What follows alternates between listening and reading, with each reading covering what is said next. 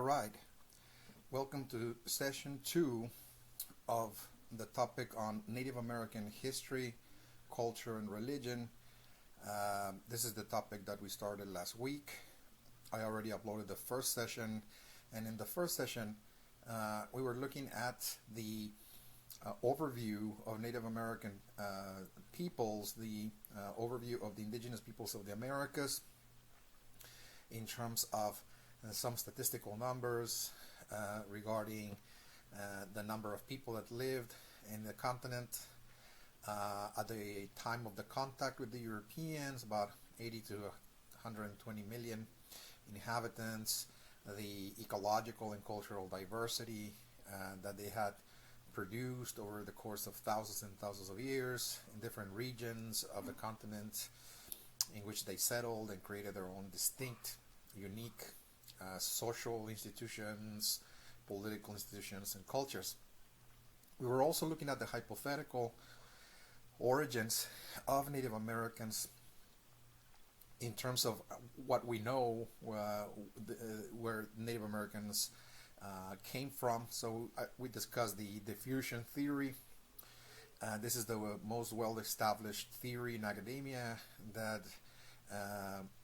proposes that humans have been migrating across the planet for about 6 million years or so or more out of Africa, the homeland of humanity, due to, of course, environmental changes, climatic changes, and the pursuit of food, the pursuit of survival, pushed humans to step out of Africa and pretty much diffuse themselves across the planet. And of course, we got some populations moving into the American continent through the Bering Strait in great numbers, particularly 40,000 years ago with the Great Ice Age.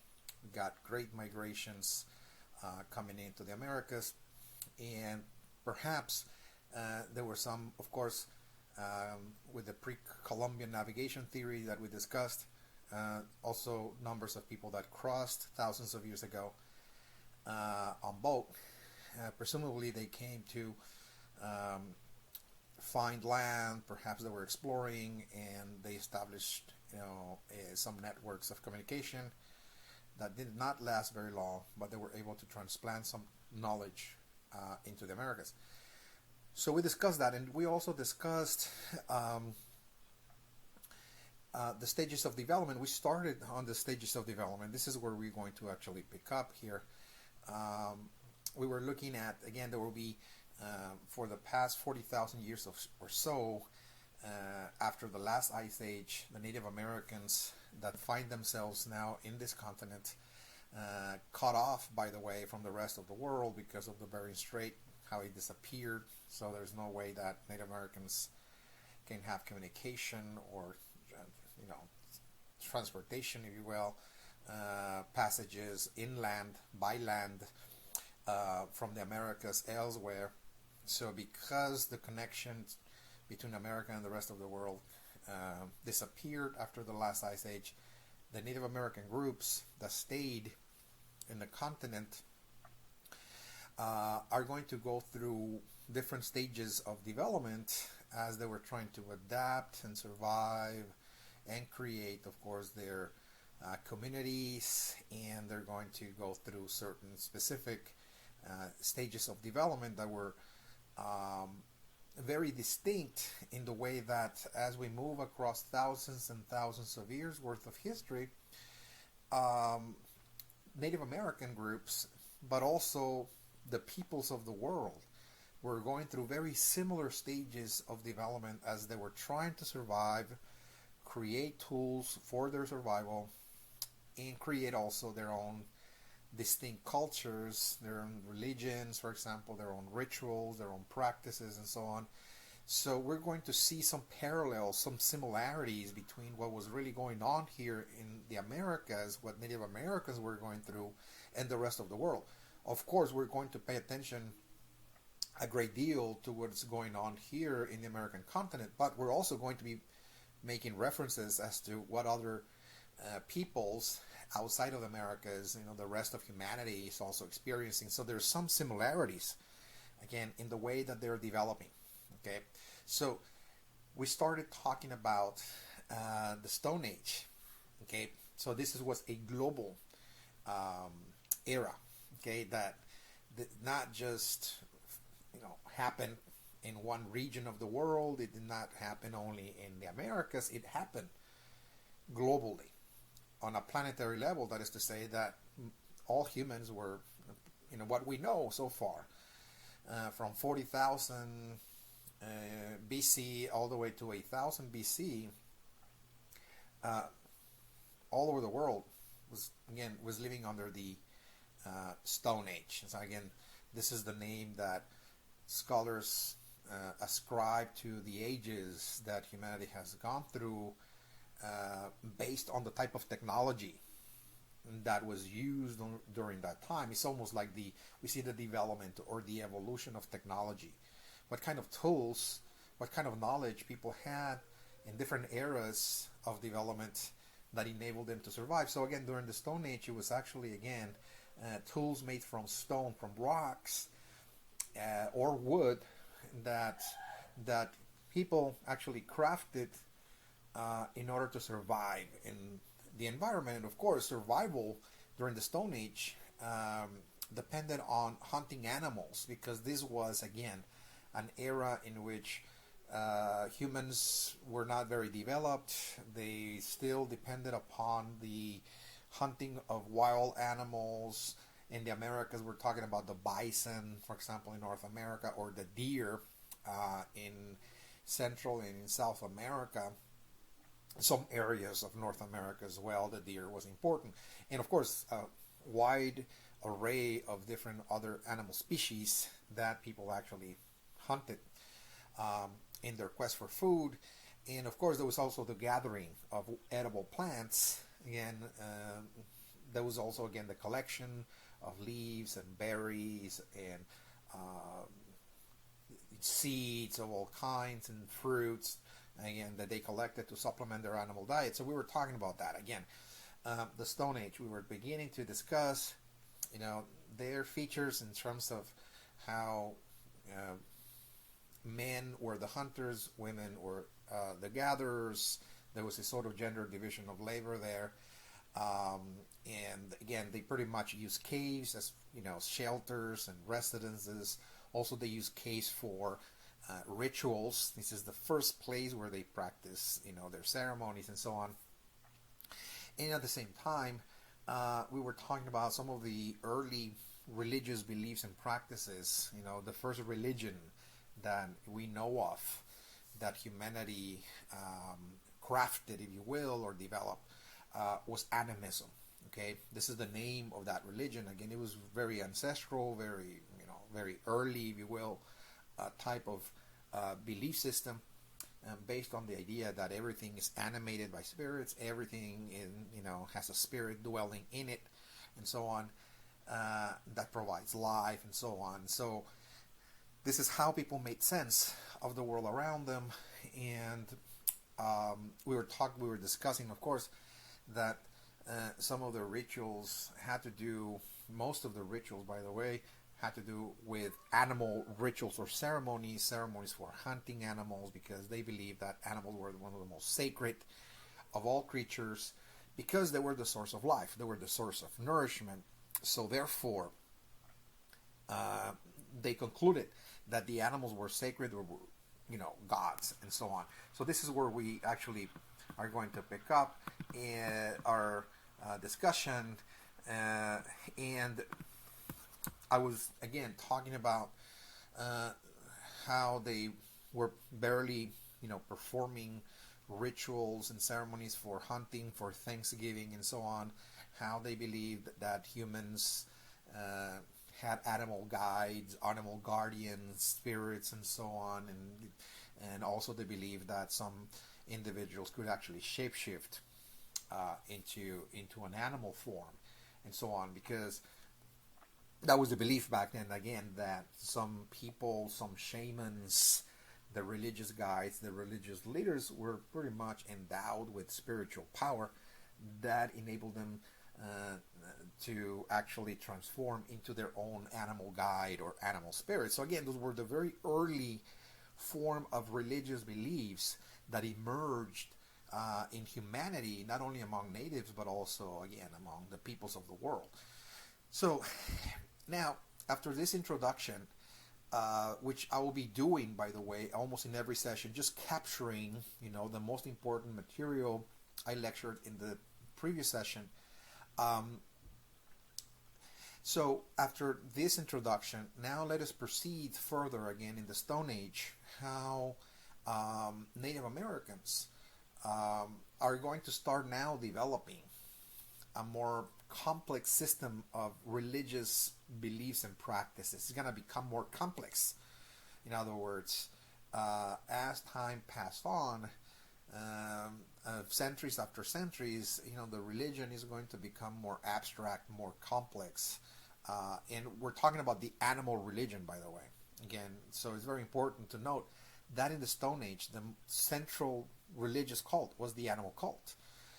As I mentioned, most of the ceremonies were devoted to them.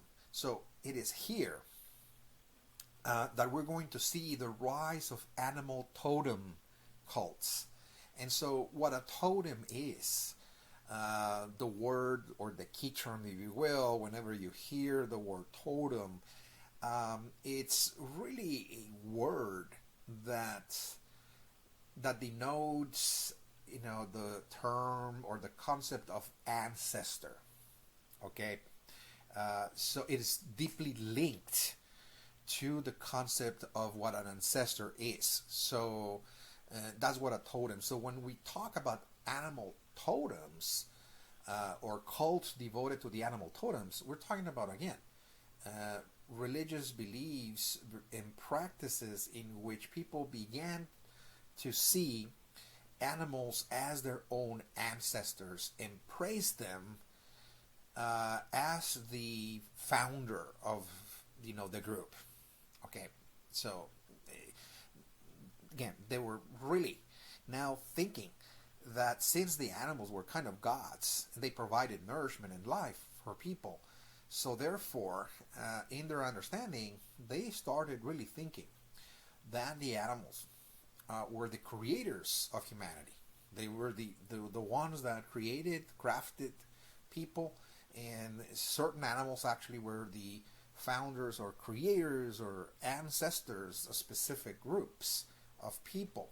Okay, certain clans, in other words, okay, of people were believed to be created by specific groups of animals, or maybe one species of animal, perhaps a few species of animals, certain families, for example, what we call a lineage. A lineage is a group of families or a family that can detect their ancestry a few generations back. Many of those groups that were now grouped together as kin groups or families trace their lineage, their line of ancestry to an animal, for example. Okay, they started really, again, developing those ideas very early on. Again, in the Stone Age, even though those ideas are going to be developed in the most advanced stage of the Stone Age, by the way. So, animal totems, in other words, an animal that was considered an ancestor, okay, let's say the deer, or a bear, or a wolf, an eagle, a hawk, a beaver, for example, they were now the symbols of group identity. Okay, the group really believed that this is the symbol of our group. Think of it as a flag. Okay, today we use flags, to say, okay, look, this flag, and it has a symbol on it. And in many cases, some nations have in their flags animals. By the way, not all nations, but some nations do have certain animals printed on their flag. Okay, that really brings people together on as a common identity. For people see themselves connected to a past, that they all belong to the group because they share common experiences, common histories, common background. In this case, we're talking about common ancestors. Okay, so the animal was really the symbol of the group. Okay, people, when they saw the animal, it actually evoked emotions within them of group solidarity. In other words, that they were coming together as one people because the animal reminded them that they shared similar experiences, similar backgrounds, similar ancestors. In this case, it was very important that they said, look, this is an animal ancestor. We all go back to this animal.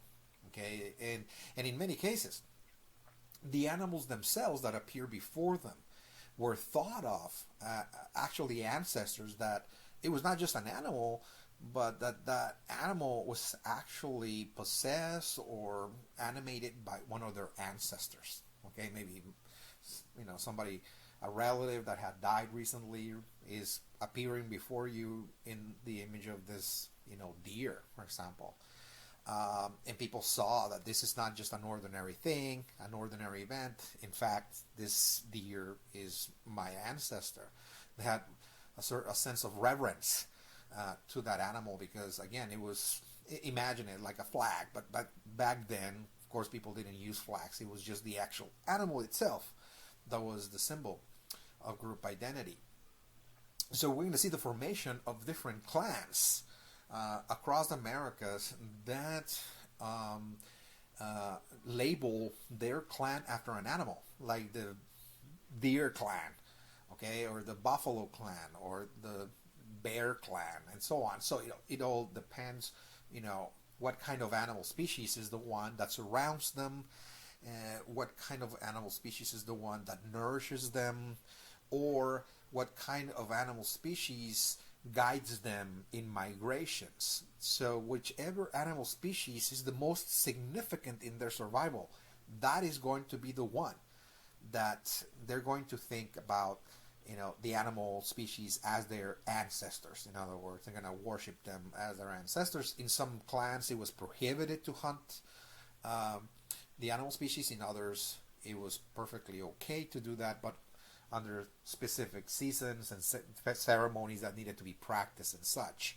So again, this is very important because among Native Americans, identity is going to be deeply linked to the animal world, and in many cases, many children were named after animals, okay, when they were born.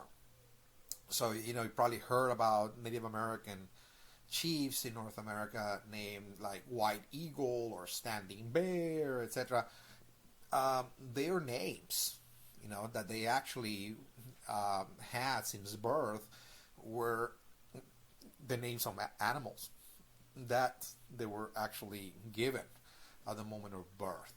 Okay, so again, the animals were also thought as to be the founders of the families who were the chiefs.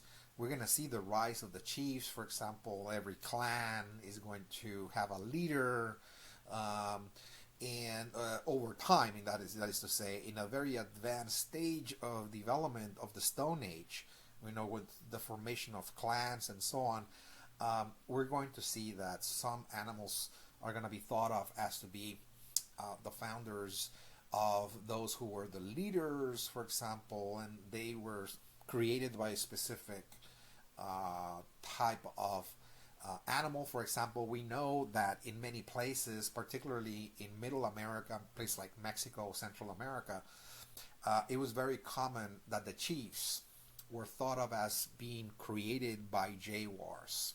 Okay, so the jaguars were the ones that created the chiefs because the jaguars were the rulers of the jungle, for example. They were rulers, that is to say.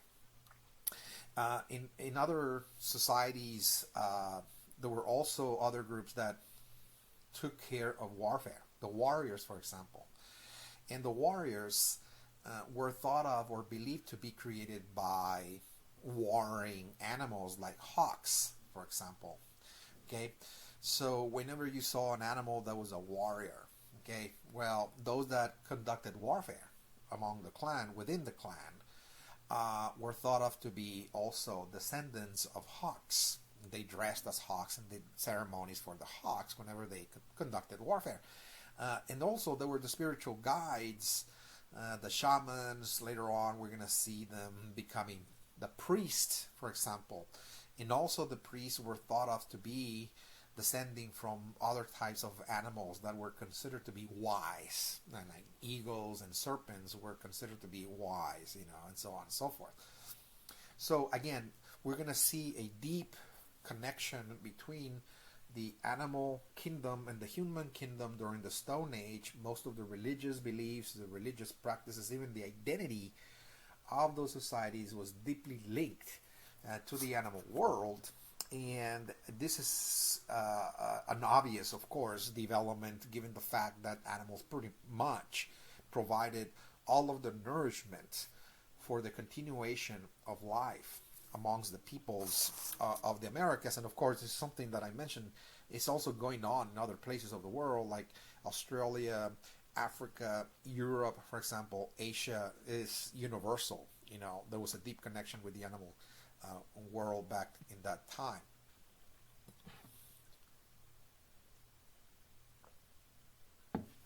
Now,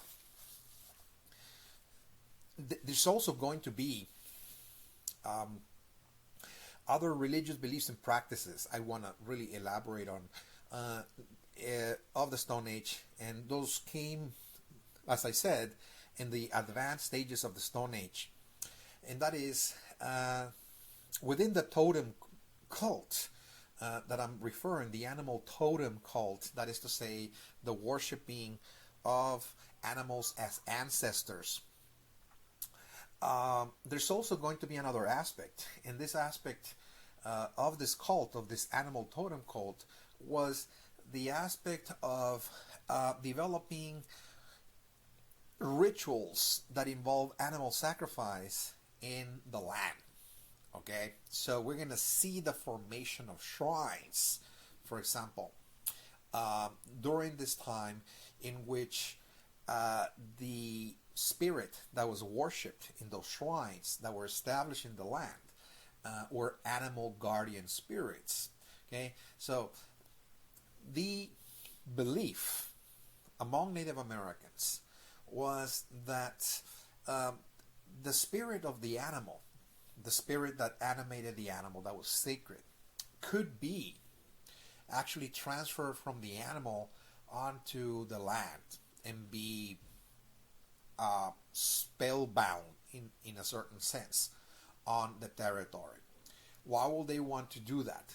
Well, because some Native American societies, when they travel from place to place in search for food, sometimes they found a forest that was so rich with resources in terms of edible plants, wildlife, and so on. A lot of animal species they could live off of, and so on.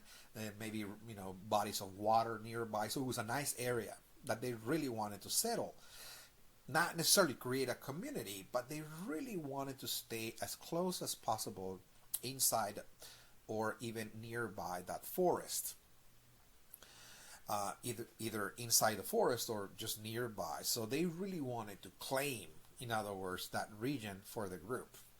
Okay, so what they formulated in their minds was that, well, one way to claim it is to have our own animal ancestor god, okay, being sacrificed inside of the forest. If our animal ancestor god is the deer, let's sacrifice a deer inside of the forest so the god or the spirit god that lives inside of the deer can be transferred onto the land and be left there inside of that space permanently, so he'll become the owner of the forest on our behalf. After all, he's our God. He's our God. He's our protector. He's our ancestor. He's our creator. So why don't we just transfer the spirit from the animal to the land and leave him there, and then we're going to actually create a shrine where he is, and then we're just going to visit him from time to time to pay homage, render offerings, and so on. So that deer god that is now the guardian, the owner of the space, of the whole forest, can guard it for us. So only we, meaning the group, can actually have access to the forest. Okay, so this is the first time that Native Americans are beginning to develop strategies to start claiming areas of the landscape, areas of the geography that are rich in resources, that is to say. So again, that involved an animal sacrifice, taking a deer to a specific location inside of a forest and performing the sacrifice. And they believe that through the blood that was being spilled during the sacrifice, that the soul of the animal was transferred to the land itself.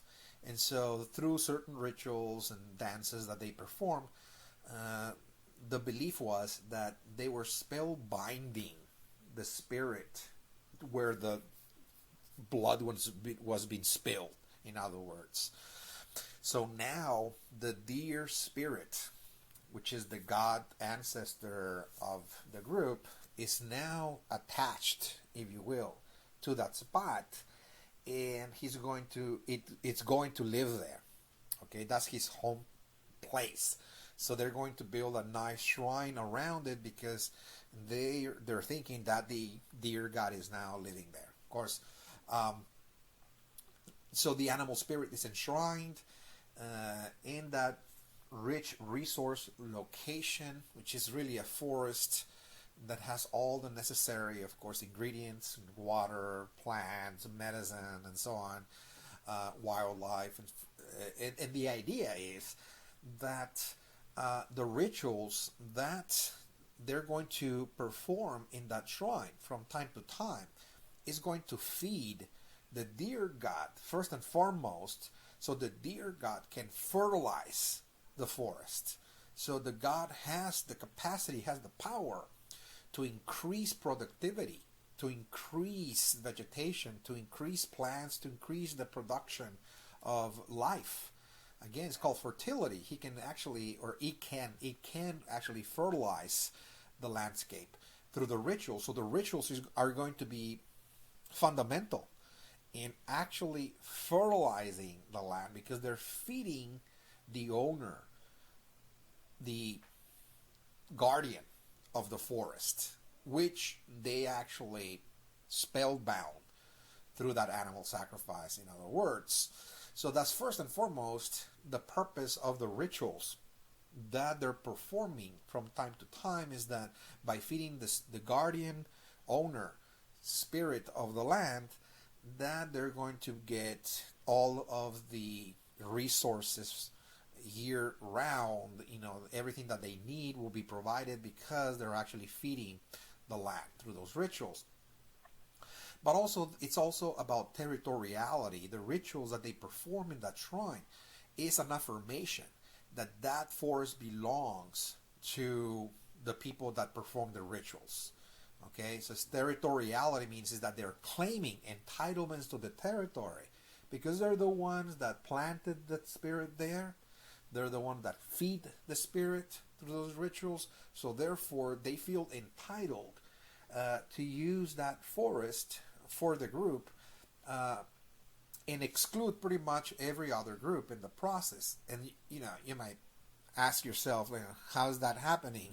How are those rituals going to exclude other groups from just coming in and hunting there? And the answer is simple, and the answer is, well, they believe that deer god, I'm just giving an example, is like a deer god, the guardian owner of the territory, is going to prevent other people, intruders, particularly from hunting inside of the forest. In other words, that when somebody walks in without permission into that area and is trying to hunt or collect herbs, etc., inside of the forest, that the deer god that lives there and owns the place is going to deter them, is going to scare them away, is going to confuse them, is going to create spells, is going to make them sick, In other words, that it will be impossible for them to conduct their hunting activities inside of the forest because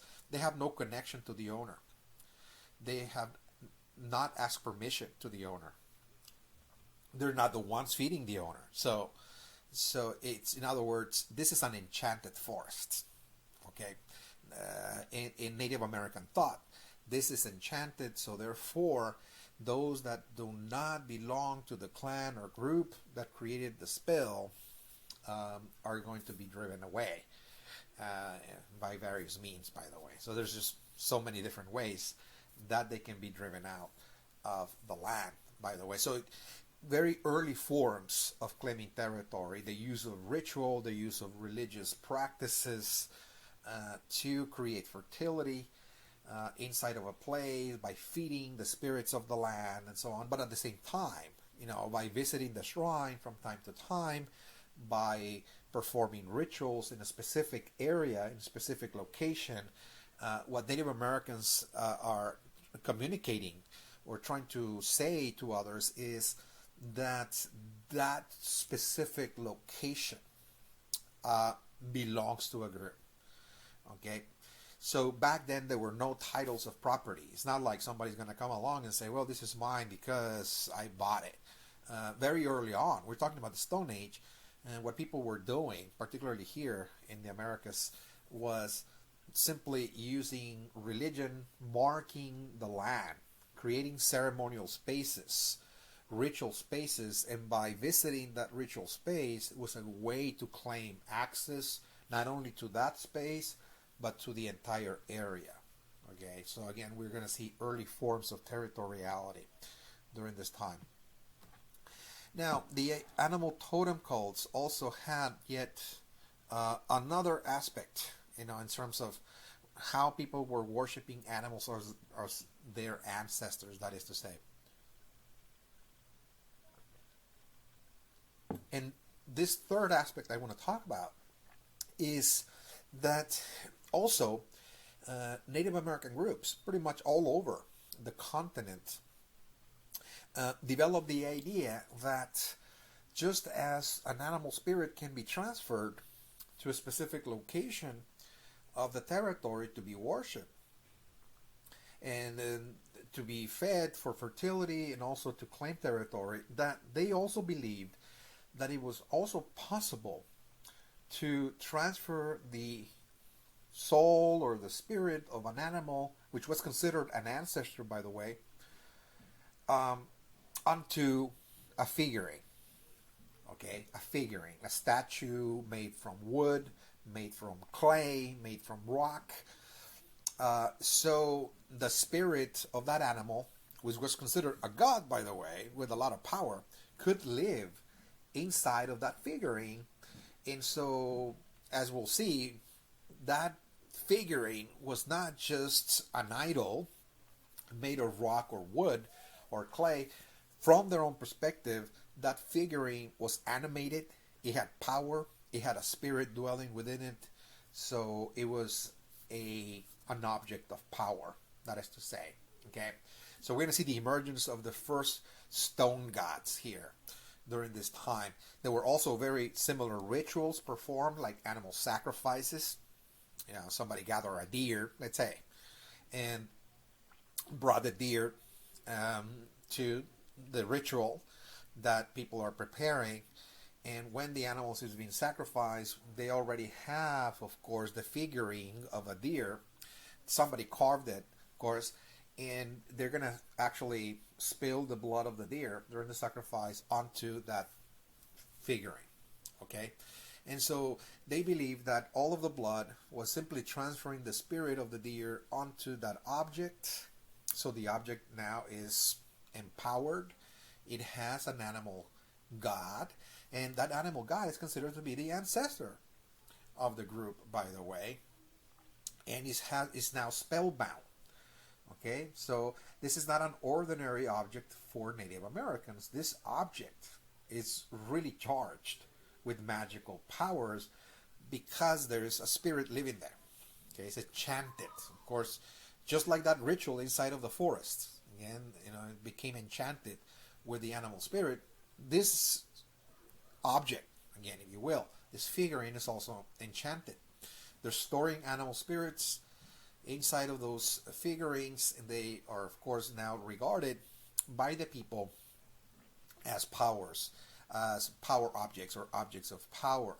So this is very important because we're going to see the emergence of figurines or stone gods across the Americas. This is the beginning stages of when people are beginning to craft their gods. And remember, the first gods were animals. And we're going to see the figurines pretty much all over the Americas emerging simultaneously in different places. North America, Central, South America, everywhere. People are crafting animal gods, from rock, etc. And they use them for rituals. They pretty much pay homage now to those objects as their actual gods because they really believe that they're charged.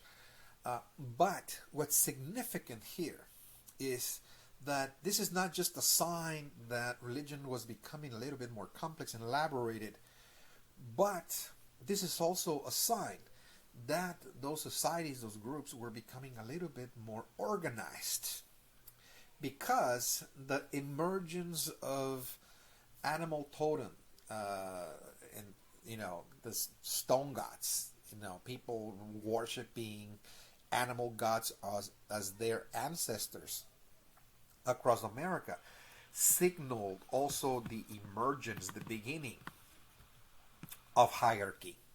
That is to say, in that those groups were no longer made up of people who consider themselves as sharing equal power and equal decision-making abilities or entitlements to resources, etc.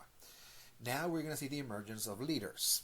Okay, there's specific groups of people that are now rising up above the others as the actual formal leaders, in that there are people that are actually regarded as people of power. People who are considered to be endowed with special powers are now formally recognized as such, and they're followed and they're obeyed, by the way. So that's what a hierarchy is any group that has ranks from lower to higher. And of course the higher ranks are, of course, the leaders. The lower ranks are just the regular, ordinary people, the population. But even though they're small groups, nonetheless, there are now the presence again of leaders. And why is it that those totems, those stone gods, those animals that are crafted signal the emergence of leaders? Is because those that had the objects, those that crafted the objects, those that guarded the objects and kept them and so on with them, wrapped sometimes in cloth, they're people of power. Because if you are in the possession of an animal god who is the ancestor of the group, you're guarding that object. That object has power, so therefore you also have power. You crafted it. You know the ritual to make it. That's specialized knowledge. Not everybody has that knowledge.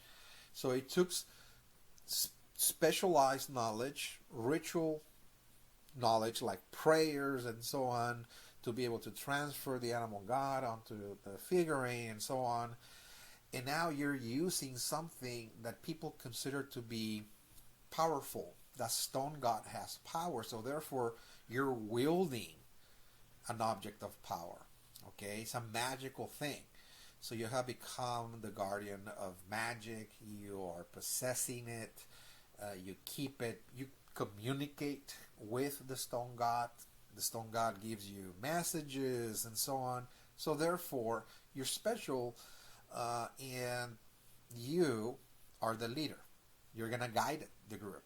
Okay, people are going to look at you as the actual formal leader of the group. Okay, and of course, whoever inherits that object is going to inherit that position of authority. Okay, so this happened pretty much in the very late stages of the Stone Age. Don't think that it's really happened all of a sudden in the early stages of the Stone Age. It happened pretty much in the very advanced stage. But you can see that the emergence of stone gods were also the emergence of leaders, okay, simultaneously, okay.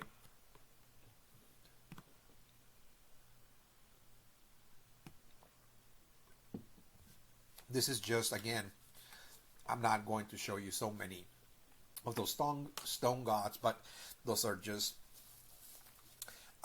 representations, again, of the type of stone gods that were found. And for example, in North America, the wolf ancestor, this was considered to be not just a stone god, but it was also an ancestor, an animal ancestor, and he had power, by the way. Also in Middle America, places like Mexico, jaguar ancestor. You know, those jaguar figurines were not just artwork. Okay, it's not just something that people crafted because, oh, you know, this is just artwork and we're selling and whatever.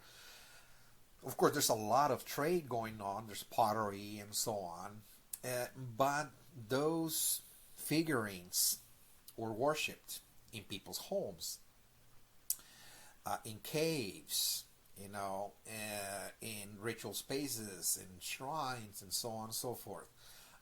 So they were really enshrined and they were worshipped because people felt, or not just felt, but they also believed that they were indeed animated, they were enchanted, in other words, with the spirit of a jaguar. And more than likely, this is something that a ruler had.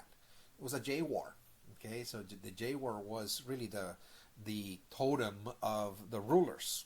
Okay, the totem, the ancestor, in other words, of the ruler. Remember, totem means ancestor. Okay. Another jaguar.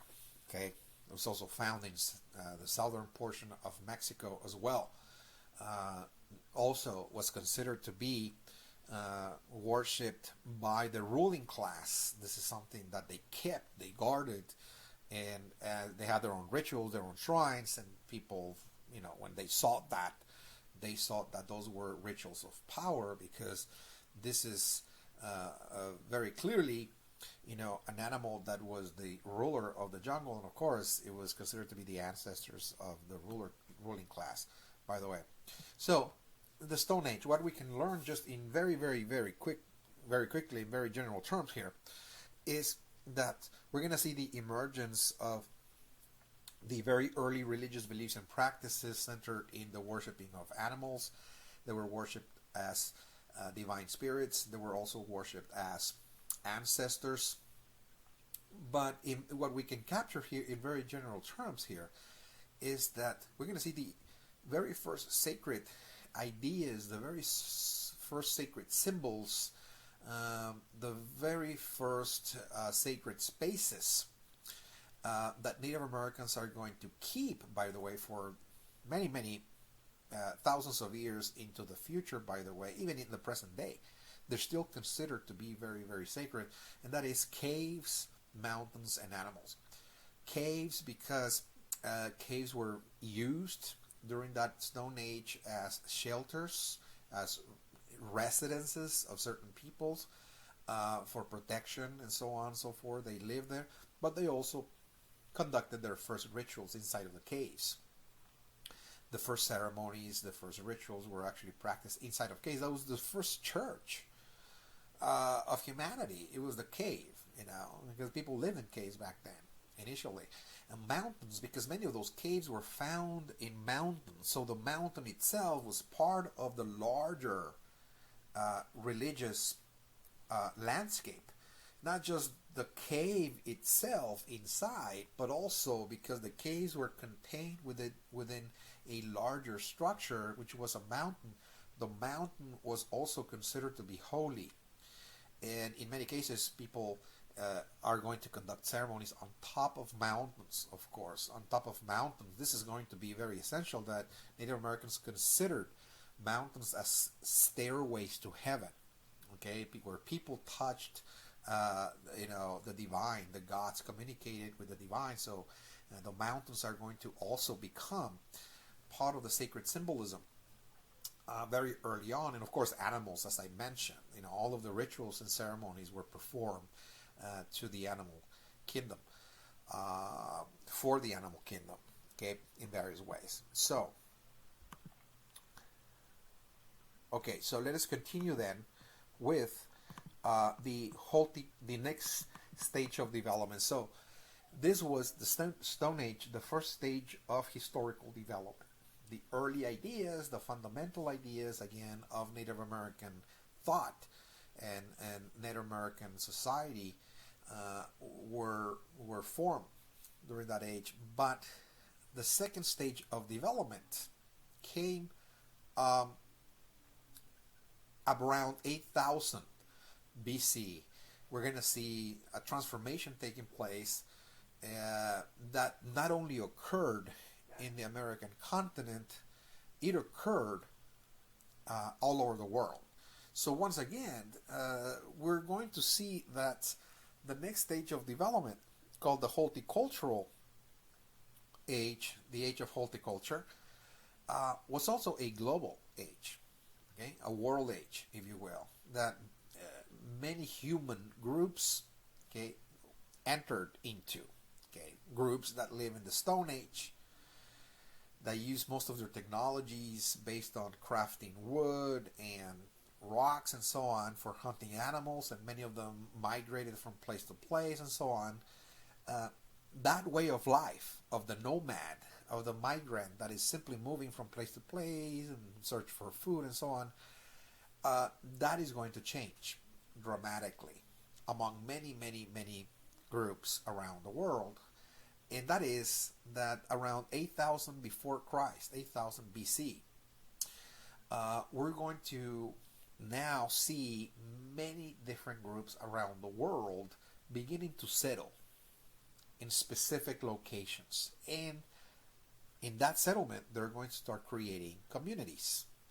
So instead of moving from place to place according to the seasons and chasing animals, we're going to see settlements, the creation of settlements. Okay, and that is because humans, certain groups from many places around the world, discover something called horticulture. And horticulture are early farming practices. In very simple terms, what horticulture means is gardening. Okay, again, this is the sort of kindergarten of agriculture. See it as that. It's the basics, the essential knowledge that will later be used to create agriculture. So again, horticulture is the very elementary knowledge of what is called early farming or gardening, if you will. Okay, so the early domestication of wild plants and trees. Okay, so during this time, what occurred in the Americas, which at the same time occurred in other places of the world, like in the Middle East, for example. It also occurred in places like India, the south portion of India, for example, some places in Asia as well, Africa, okay, is that certain hunter and gatherers, okay, that live in the Stone Age, developed enough knowledge about the plant kingdom to be able to find out how to reproduce plants from scratch. Okay, this was a knowledge that was unknown in the Stone Age. In the Stone Age, people were simply hunting animals and supplementing that diet with gathering. Women were simply going to the fields and gathering plants and so on and so forth. And that's how human beings during the Stone Age pretty much survived, hunting and gathering, for thousands and thousands and thousands of years. But around 8000 BC, what happened is, according to scientists and historians and archaeologists, is that there was a severe drought that affected the globe.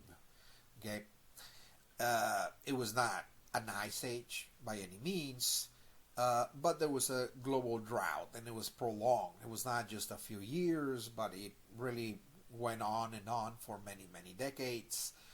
And what happened is that the large beasts, the large animals that the hunters used to hunt and feed off of, they began to grow smaller and smaller in number. Some of them even became extinct, by the way.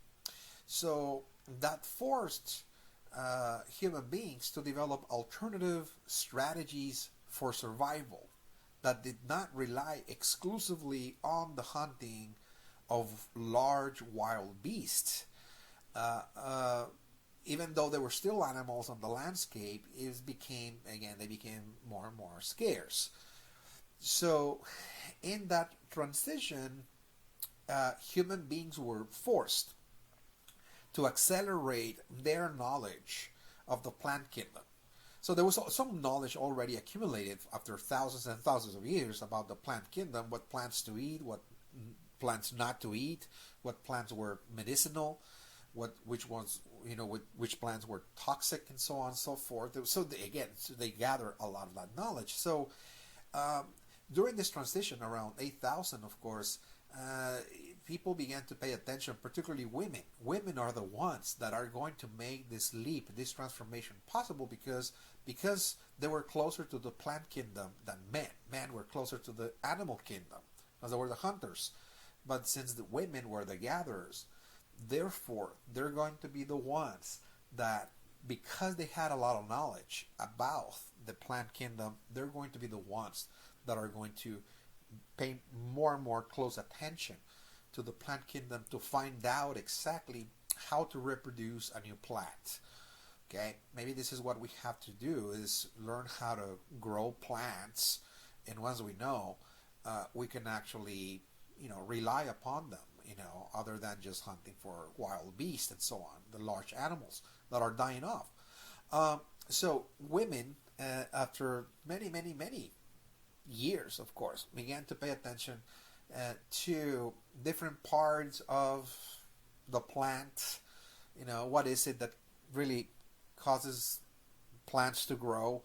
And they, of course, paid attention that something of the plant was responsible, because every time they snatched the plant out of the ground and will walk over, let's say, to the camp where people were staying, they realized that over time, those plants that they will snatched from the ground, out of the ground entirely, in the fields, will start growing on the walkway, from the camp to the fields. So they will ask themselves, why is it that the same plants that we're collecting, we're snatching out of the ground and bringing here to eat? Why is it that the same plants are growing in the same path that we take every day? So something must be falling off of the plant that is causing new plants to grow. So what is it? There's experimentation, of course. Is it the leaf? Is it, certain flowers? Is it a stem? And so on. So it took so many, many, many years for them to find out that there were seeds in the plant that were responsible. The mystery of the plant was contained in the seed, and by planting the seed in the soil, they will have a new plant. And of course, you have to have the proper soil. So that was another piece of knowledge they had to collect. What type of soil, of course, was proper, and the ones that were not, suitable, that the plant requires, sustenance, like, water and oxygen and sunlight, and also the timing. You have to wait, in the proper season to plant the seed. For example, if you see that everything grows, is all nature pretty much begins to grow during springtime, after being dead during winter time, and everything is born again. Everything, all of the leaves come out, and all of the trees and their foliage and everything pretty much is like a rebirth, if you will, of nature. Therefore, you say, okay, so this is the birth of nature. So, the early spring. So all of that was specialized knowledge, okay, that women were the ones that actually, developed around this time. So they began to be very successful in different parts of the world, like in the Americas, Central America, particularly in places like Central America. We're going to see some groups beginning to domesticate wild plants and trees as well. Corn, beans, and squash were initially the very first wild plants. Those are plants that grew in the wild. They were really tall, by the way. A corn plant was anywhere between 12 to 16 feet tall, and they were simply wild. And they began to domesticate those plants. In other words, select a location where they are going to create a small garden, if you will, where they can actually plant the seeds of those plants and begin to take care of them and grow them in order to create a garden. And gardens could be actually very large, by the way. So they're going to start growing their own food. In this case, they started with corn, beans, and squash, and they're going to be moving eventually into other types of plants, like tomatoes, for example, onions, and so on and so forth. Chilies in the Americas, for example. Again, those are the kind of plants that are being domesticated, and other trees that produce fruit of various kinds. They're going to be domesticated. So now there's an alternative source of nourishment that does not require moving, does not require hunting animals all the time. You can create a location to create a garden, okay, to build a garden in which you still have, again, certain resources very handy, like water, bodies of water. You establish near a pond, near a river, maybe near a forest, near a place that there's a lake you can fish. So you can still go out and hunt from time to time, but now you have an alternative form of nourishment that is going to become more and more reliable. Okay, so that created the very first villages. This is the emergence of village life, what is called sedentary societies. Okay, sedentary societies. Sedentary societies are societies that are stationary. They're settled. Okay, so you create a community. Still, most people have familial connections. There's still clans, because those clans were formed in the advanced stages of the Stone Age. So they're just going to be moving into a new setting, a new way of life that is not going to be based on movement and migration anymore. So villages, okay, the formation of villages are going to take place during the age of horticulture. This is the feature, a new social setting.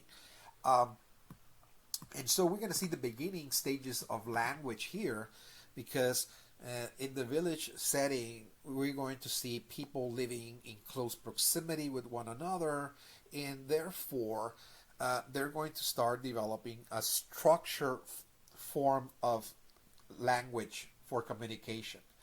It's easier to learn a language, or develop, I should say, to develop a language when people live together year after year after year, because certain words, certain sounds, certain vibrations are going to be accepted to mean certain things.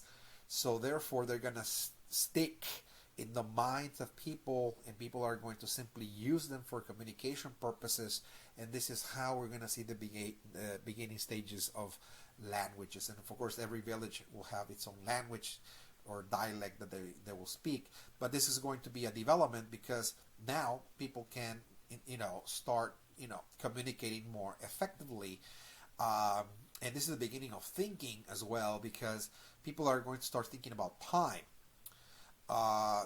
Because now they're settled, and they can now spend sometimes thinking about strategies of survival, for example, that involve things like organizing the garden, or commanding people to go to fish, etc. And so that requires some form of special skills and organization and leadership. So that is going to turn the society a little bit more organized, more complex. And people are going to start thinking about time, to time their strategies, to time their activities. When is the time to plant the seed? Okay? When is the time to collect products from the garden, the vegetables, and so on and so forth. How long do we survive from what we're collecting? Okay, is it a month, 2 months, 3 months? They're going to be looking at cycles. They're going to be looking at the cycles of time, like the moon cycles and so on. They're going to be thinking about time now. They can think about those issues. Whereas before, when they were hunters, there was no time to think. You're always on the go. You have to be moving constantly. You don't know if you're going to survive the next day because you don't know if there's going to be an animal, for you, or if the animal is going to kill you or whatever. Again, so it was very difficult to think even about time, to think about the future. For example, when you were a hunter and gatherer, now you can think about the future. You have some space to start thinking about days ahead and so on and so forth. So again, we're seeing that humanity is becoming a little bit more complex in their thought. Again, the religion during this time is also going to become a little bit more complex than the religion of the hunters and gatherers. Let me just check the time. I'm trying to, again, limit to an hour and 15 minutes here, which is, again, the duration of a class session. So the religion is going to be a religion based on now something a little bit more abstract. And that is that instead of just worshiping animals, which they do, they continue to worship animals and think of animals as gods and ancestors. Now that they settled and that they find themselves surviving from the products of the land, they're going to now consider the land itself, the earth, in this case, as the nourisher, the creator of everything that exists, not just humans, but even the animal. They're going to think of everything coming out of the Earth Mother. So the Earth Mother provides the oxygen we breathe. It provides the plants that we eat, the vegetables. It provides also the animals that we hunt, everything. Okay, so now the Earth Mother becomes a goddess. Okay, it is now the goddess that people are beginning to worship. And in order for the goddess to, and again, the Earth Mother is considered feminine in this case, because every year it gives birth, just like women give birth to new life. The earth is considered feminine because it gives birth to life as well. It gives birth to plants. Plants are born out of the earth, and so on and so forth. So people are saying, we came out of the earth. We're the children of the earth. Everything came out of the earth. She is the mother. So for the mother to produce life, she needs to be fertile. Again, so most of the rituals performed during the Horticultural Age were fertility rituals. Rituals to fertilize the mother, to enhance the fertility of the Earth Mother, so the Earth Mother can continue giving the products of survival. Okay, so we're going to see religion shifting now to the goddess. Okay, it's a goddess religion that emerges during this time when people thought of divinity. In other words, what is the supreme being that created everything? They thought of the earth, and the earth was feminine. Okay, it was a goddess. So the religion is feminine. People are really thinking the goddess is the creator, for example, of everything that we know. And we need to perform fertility rituals, ceremonies in the garden, for example, so the garden can produce food. If a lake is drying up, we need to, produce or generate, water through some form of fertility ritual in the lake to fertilize it so it can bring more water and so on. Even for hunting, even hunting itself was considered to be something related to the fertility of the Earth Mother. So if you want more animals to be around, you have to perform, certain rituals for the Earth Mother to produce more animals and so on and so forth. So this is a feminine or female, pretty much type of religion and spirituality that really prevailed during the whole Horticultural Age from 8000 BC to 3500 BC. It was really a goddess religion, pretty much all over the world, by the way. And also, please keep in mind that since women were the ones that kept all of the knowledge of gardening, they were the ones that made this leap possible into village life. They were the ones that knew everything about plants. They were the scientists, in other words, the people of knowledge that discovered the mystery of the seeds and were the ones that were able to, create the first garden and so on, domesticate the plants and so on. They're going to be the rulers of society in every area of life, like religion, for example. The religion, the cult, all of the rituals of fertility were carried out by female shamans and priestesses. They were the leaders of the religion. They were the leaders of the family. They were the leaders of the village, by the way. They made all the important decisions, again, of the community.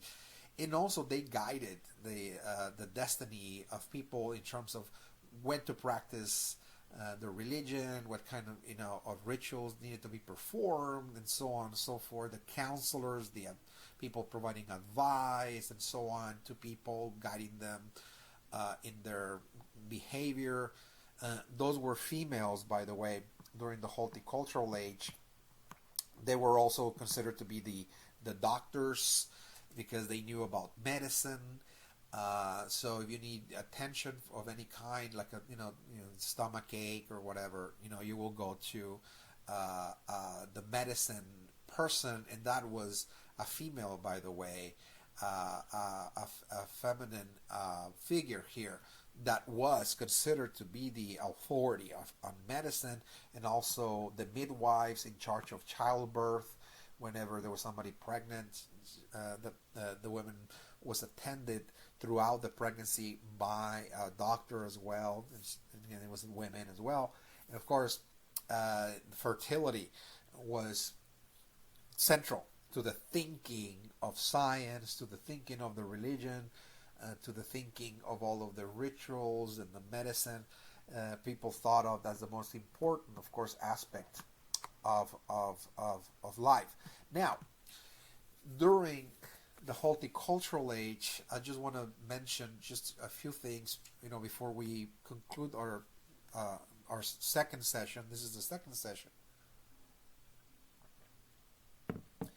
and that is the Horticultural Age also produced its own sacred symbols, just like the Stone Age produced its own sacred symbols. We talked about like the caves, the mountains, and the animals. Well, during the Horticultural Age also produced its own sacred spaces, symbols, and so on that Native Americans are going to formulate and retain for many, many generations into the future, by the way. And even today, we can find still remnants of those ideas, even in the present day, among Native American groups across the Americas. And that is that during this time, the Earth Mother, of course, becomes very sacred. There was no doubt about that. But it was a little difficult for people to picture the Earth Mother, by the way, to have a symbol or a representation that will tell the whole story about the Earth Mother. However, there was a symbol that it was easier to see, to visualize, to conceptualize for Native Americans, as well as for all the other horticultural societies of the world, that they consider to be also central to this new religion, the goddess religion, in that this sacred symbol was centered on the idea of the sacred tree, or the tree of life, or the world tree. In other words, the tree itself was seen as the actual representation of life itself as sacred. And of course, the tree was very connected to the earth. And people back then really saw the tree as one of the most sacred extensions of Mother Earth, by the way. Okay, one of the most sacred extensions. And the reason for that was because the tree is now nourishing people.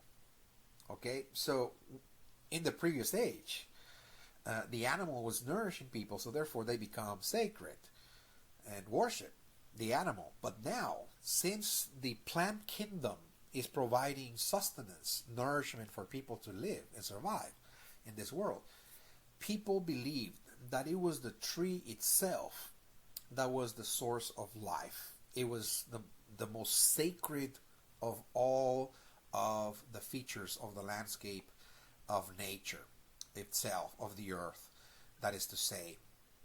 And they believe that this is where the place where life originated. Okay, when human beings came into being, when the world was created, it was created in a garden. Okay, remember, this is a story that is present in many religions around the world. The origin of humanity in a garden. This is where life began, where humans were created. And the reason for this is that this is the birth of a new age, okay, that transformed people from nomads, from people living in caves and so on, now to people to begin creating what, human societies are going to be like in the future. People living together, forming communities, in other words, forming a society. Today, this is going to be called a civilization. We're not yet in the civilized stage, but this is the early stages of what later on will be, human civilization. So it was like a new beginning. It was the origin of present day humanity, in other words. And of course, the trees are providing nourishment. They provide medicine. Plants provide medicine. They provide fruits. They provide, all of the nutrients for human existence to sustain life itself. So if they sustain life itself and they heal, okay, they provide, medicine. So therefore, they're sacred.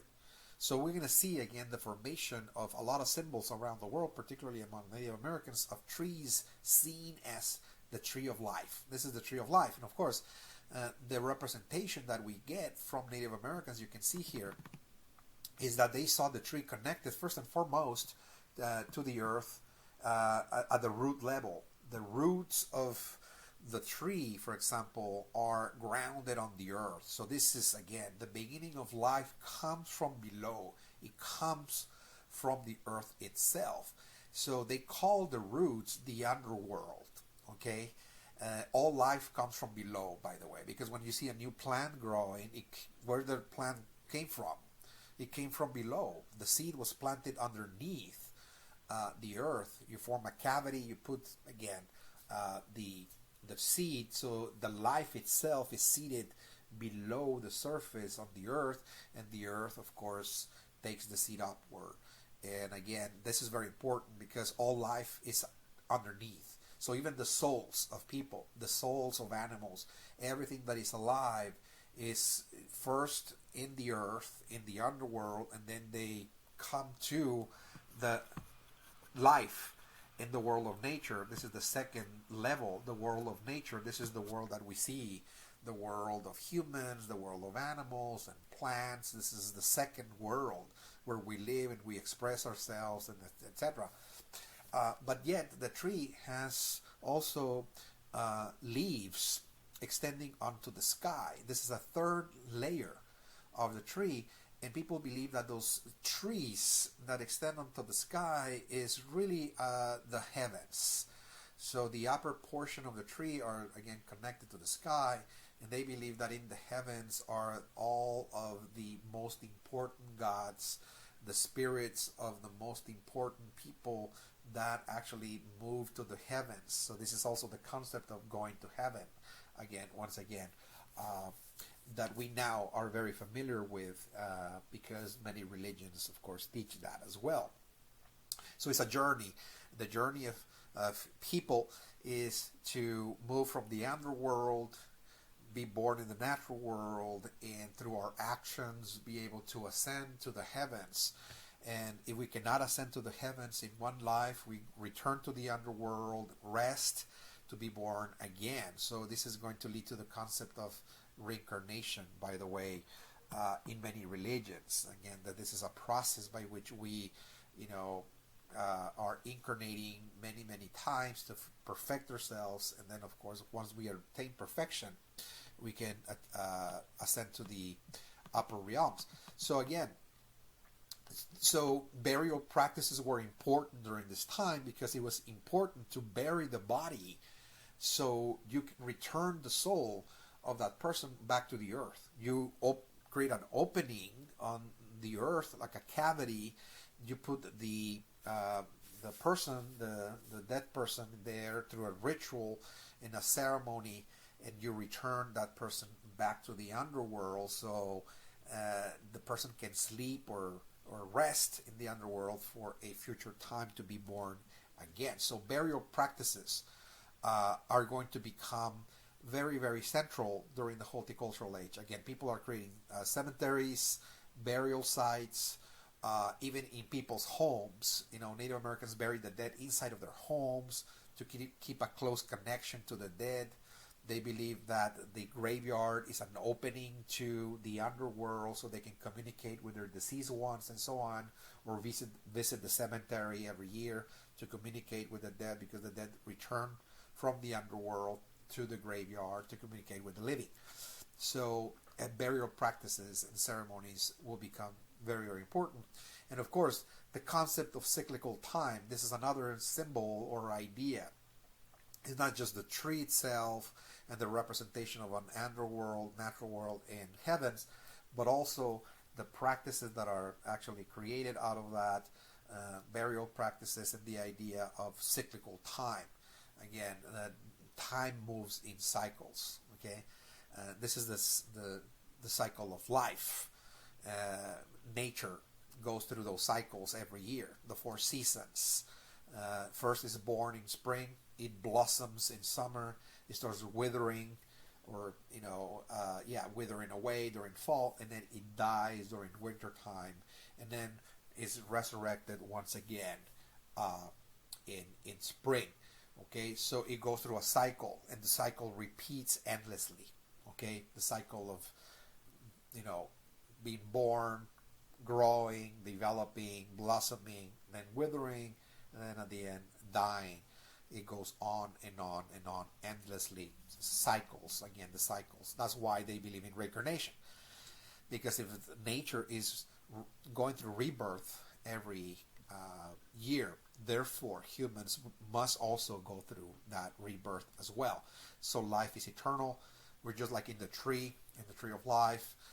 We rest in the underworld, we come out, we live for a while, then of course we die, and the process goes on and on. We come back again, and so on and so forth. Okay, so let me check the time. I believe we have reached now the end of our second session. So we're going to make a stop here. So again, so far we have covered the Stone Age and the Horticultural Age. When we come back in session 3, we're not going to get into this right now. We're going to spend all of session 3 in the last portions of this topic, going into the Agricultural Age that started about 3500 BC, and looking at the rise of the great civilizations, not only of the Americas, but briefly looking at the rise of the civilizations of the world. And then we're just going to look at the major civilizations of the Americas. We're not going to spend a lot of time talking about each one of them, but just their major features, and of course what happened after 900 AD. It's a great mystery we're going to discuss at the very end. So this is the end of session 2, and this is available on Monday. And on Wednesday, again, I will post the last session 3, on this topic. So that's all I have for you as for now. We have reached our limit of discussion. So I will send you an email that this video is uploaded, and I'll see you then on Wednesday when we come back. Goodbye.